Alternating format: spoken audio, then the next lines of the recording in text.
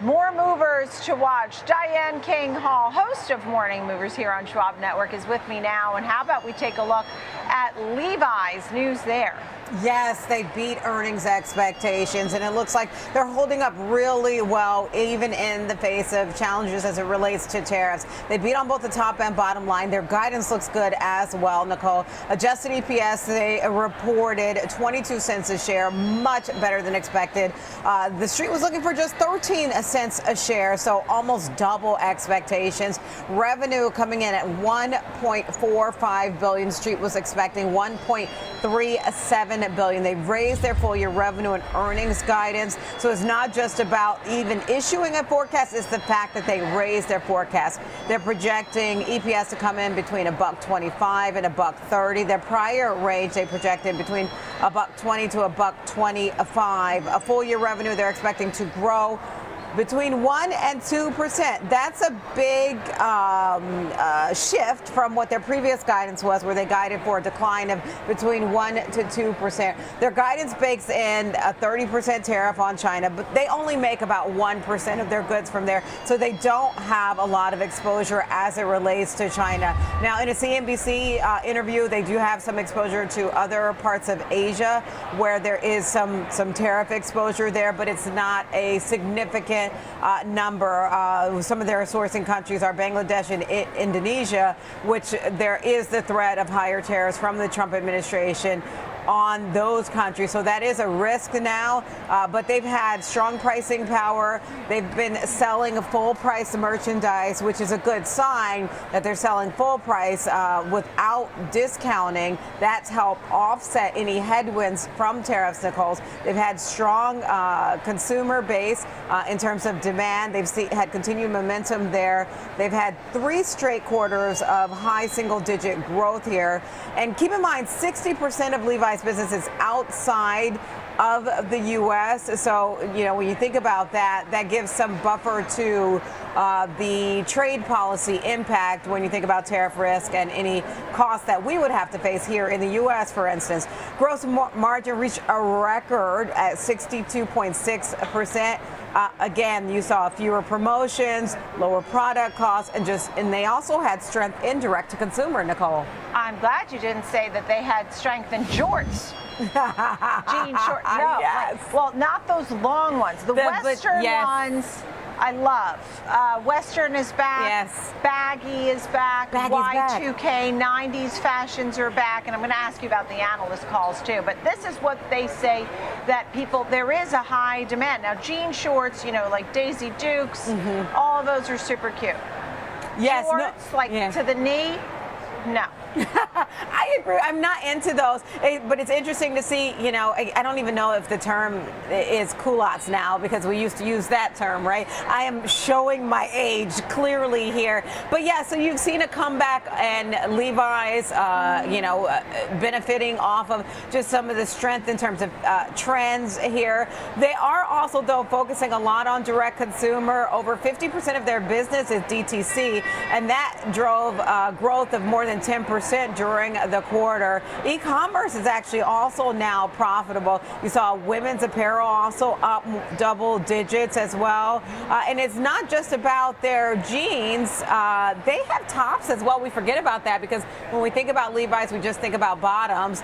You saw growth in tops as well. That was also double digits. Women's business is its highest margin business there. So, you know, once upon a time, Levi's was all about the guys, and, you know, I'm going to use an even older phrase that they used to call jeans dungarees. But they've been expanding their women's business. And then, yes, Nicole, you're right. You are seeing some analyst calls. I'll highlight one of those.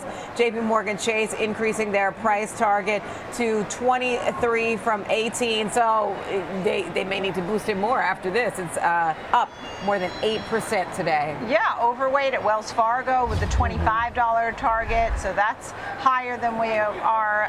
Bank of America also higher, but 19 for Morgan Stanley. So it seems like there's an array in the big picture here. All right, let's get to Amazon.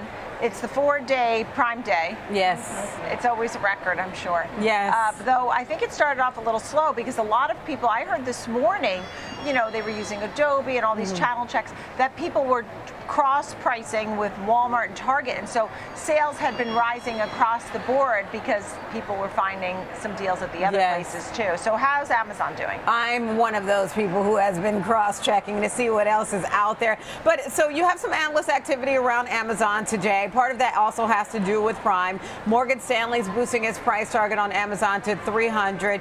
For Morgan Stanley's point of view, it's all about AWS, signs of acceleration in AWS, and improvement in the macro backdrop.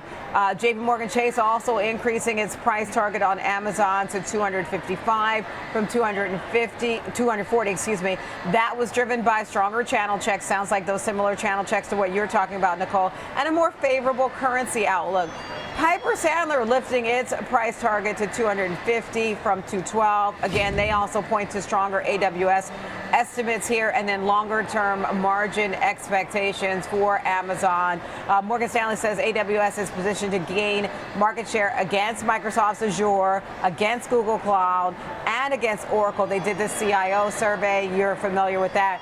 And that backs up expectation they see of a re-acceleration when it comes to AWS.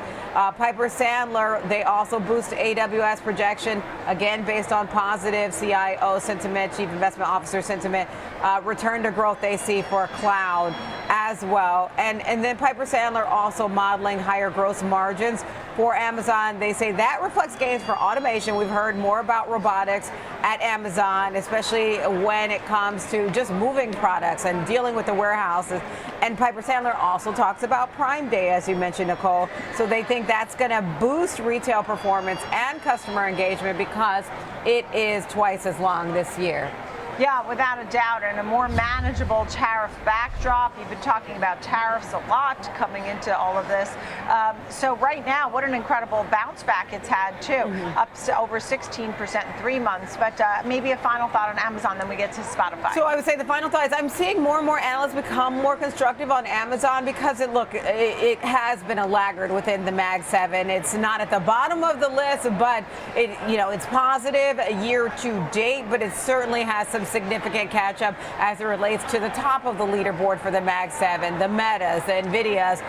It has not performed in the same way, but now you are seeing analysts kind of shift their tune, and more of that has to do with not as much the e-commerce and retail space. That was some of the concern around Amazon, is the pressure there as it relates to tariffs, but seeing AWS now as a tailwind again, Nicole. All right, last but not least, Spotify, which hit records recently. Yes. Actually, I didn't double check it's an all-time high, but it certainly looks like a 52-week high. 785 was the high. It's at 706. What's the latest here? So Spotify has some analyst activity around it, and it's been a huge winner year to date compared to a big outperformer compared to the S&P 500. KeyBank raising its price target on Spotify to 860. That's up from their previous price target of 640. So that signals some significant room to run of where it is now, under a little bit of pressure today. But again, it's been a huge outperformer year to date. KeyBank is reiterating their overweight rating, which, as you know, is the equivalent of a buy rating.